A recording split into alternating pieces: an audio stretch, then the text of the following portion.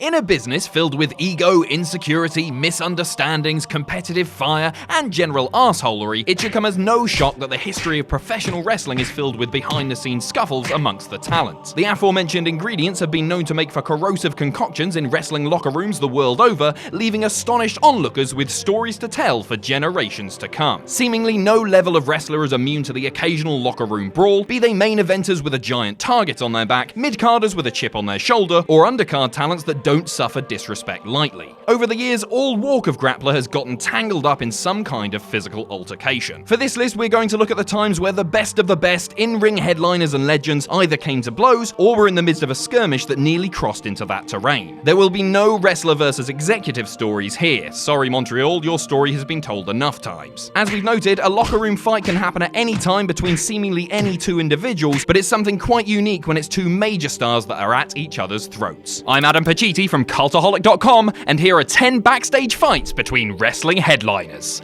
Join us! Number 10, The Ultimate Warrior versus Rick Rude. Though attitudes toward Warrior lightened after his 2014 passing, the truth is that few of his peers had kind things to say about him in the preceding years. Accusations of a poor attitude and inflated ego had been levied against the face-painted muscle man, while his in-ring skills also bore the brunt of heavy criticism. Warrior was certainly no technician, but he was capable of having enjoyable matches with the right opponents. Rick Rude was somebody that had the ability to get Warrior to a certain desirable level between the ropes. There are several versions of the story, but all point to Rude dishing out a pretty good thumping to the then WWE champion. Ric Flair, who would have not been with WWE at the time, claims that Warrior made a flippant remark about Rude not being deserving enough for a match with him as champion, while Demolition Smash and Bret Hart have said that Warrior's clunky, overly stiff work inside the ring irked Rude. In either instance, the story ends with an irate Rude confronting Warrior and doling out the fist in response to whatever the perceived injustice was. Number 9, Hulk Hogan versus Macho Man Randy Savage. This one resides in the realm of urban legend, though the late Matt Bourne, at the time playing the role of Doink the Clown, claims that the physical part of the story did take place. As 1993 wore on, even after Hogan officially left WWE that August, Savage was apt to take shots at Hulk on commentary, especially an angry tangent about Hulk's ego during a Tatanka squash match that October. Savage had also done an interview on Radio WWF claiming that Hogan and wife Linda conspired to manipulate Miss Elizabeth into divorcing him. Apparently, the entire Savage-Hogan saga was a chaotic one in the early portions of 1993, to the point where Savage was reportedly livid when he discovered that Elizabeth had been staying with the Boleyers and was, according to Bourne, dating a friend of Hogan's after her and Savage split. If you've ever seen Hogan's Blackened Eye at WrestleMania 9, which was allegedly the result of a jet ski accident, you may believe the claim that Bourne and others have made, that Savage drilled Hogan in the face during a confrontation related to the tumultuous situation. Number 8, Bret Hart versus Shawn Michaels. Maybe you haven't heard, but for a while there, the Hitman and the Heartbreak Kid just didn't care for one another. Montreal may have been the mushroom cloud, but the chain of events leading to that final explosion were already in motion the previous June. One night after the 1997 King of the Ring, the tension between the two was thicker than mud. Hart was still seething after a pointed remark Michaels had made weeks earlier on Raw, openly alluding to Hart having an affair with Sonny. Hart and Michaels found themselves cursing and shouting at each other hours before that night's Raw in Hartford went on air, and it wasn't long before the mutual hatred degenerated into violence. Reportedly, Michaels missed a punch. Hart, who was still ailing from knee surgery 6 weeks earlier, clocked him in the chin and began swinging Michaels by his hair. Michaels then attempted to go after Hart's bad leg, to which Hart took him down and began raining down strikes. After the two were separated, a battered Michaels stormed into Vince's office, announced that he was quitting, and apparently made threats about showing up on WCW Nitro, a mere 2 hours drive away in Boston. Number 7, Roddy Piper versus Kevin Nash. Coincidentally, at Nitro the very same evening as the Hart-Michaels brawl, another member of the Clique had his hands full with an out-of-the-ring altercation. Nash and partner Scott Hall squared off with Piper and Ric Flair before thousands of rabid, supercharged Boston fans. It was there that Piper apparently went against the agreed-upon match layout by charging the outsiders at the start, trying to play off the crowd's energy. There was also a residual tension from Slamboree weeks earlier regarding the composition and structure of a 6-man tag involving Nash and Piper. Piper is said to have gone home far too early in the Nitro bout, against the wishes of Nash in particular. Nash, who had damaged his knee during the collective audible, stormed after after Piper once back in the locker room. When Piper retorted at Nash's angry tirade, the near 7-footer smacked Piper across the face. Piper responded by throwing a kick at Nash, which missed. The other wrestlers in the area then intervened to prevent any further incident. 6 nights later, temper had cooled, and the two worked together at the Great American Bash pay-per-view without any issues. Number 6, Scott Steiner versus Diamond Dallas Page. 3 months before the two would wrestle each other in the last WCW pay-per-view match ever, Steiner and Page squared off in what was said to have been an extremely ugly situation. There was heat between Steiner and Page's then-wife Kimberly, reportedly due to Kimberly claiming that an illegal substance found in the locker room belonged to Tammy Sitch. Not long after, on an edition of Nitro, Steiner cut what amounted to be a shoot promo on DDP, saying that he didn't have the balls to fight him. DDP was waiting for Steiner when he returned from cutting the barbed soliloquy. F-words were exchanged, and Page fired the first strike. Steiner managed to throw Page with something resembling a suplex. Steiner then harshly took Page down a second time and started to go after Page's eye with his fingers. Page managed to free himself by biting Steiner's hand, and the two were finally held apart, bearing swelling and blood from the skirmish. Neither man was punished because, well, it was WCW, and the inmates had long been running the asylum by then. Number 5, Goldberg versus Chris Jericho.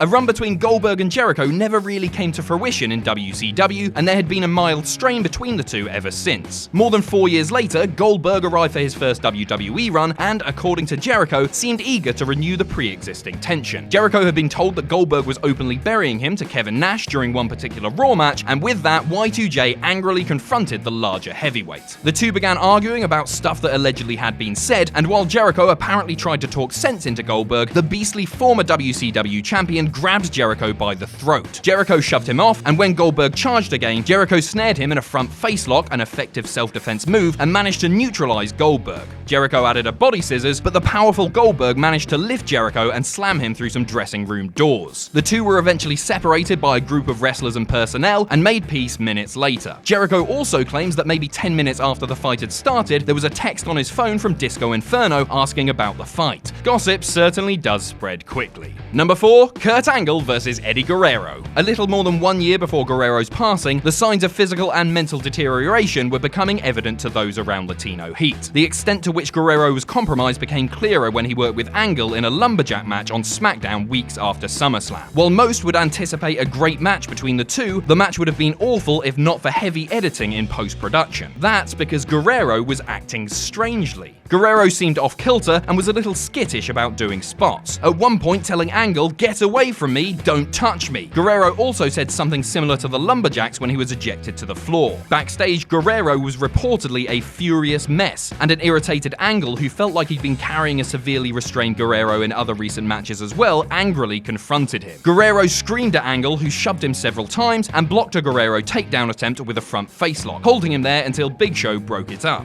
There were reportedly no issues between the two after that, as it was just the venting of frustrations between a compromised wrestler and the close friend that he'd been working with nightly. Number 3, Ric Flair versus Mick Foley. Pre-existing animosity between the two legendary figures was exacerbated by, of all things, their respective autobiographies. Foley's 1999 tome levied criticisms against Flair as WCW booker in the early 90s, believing that Flair was short-sighted toward what Foley had to offer. 5 years later, in Flair's own memoirs, the Nature Boy dismissed Foley's abilities as a wrestler, writing him off as nothing more than a glorified stuntman. A few months later, Foley made several scathing comments about Flair during a promo at a Ring of Honor event. The situation came to a head late in the year at a Raw taping in Huntsville, Alabama. Foley apparently refused to shake Flair's hand, and Flair responded by punching Foley. This led to heated words between the two, with Flair challenging Foley to meet him out in the ring for a fight. No further physical altercation occurred, and in fact the two were able to settle their differences sometime after, even working together in a 2006 storyline.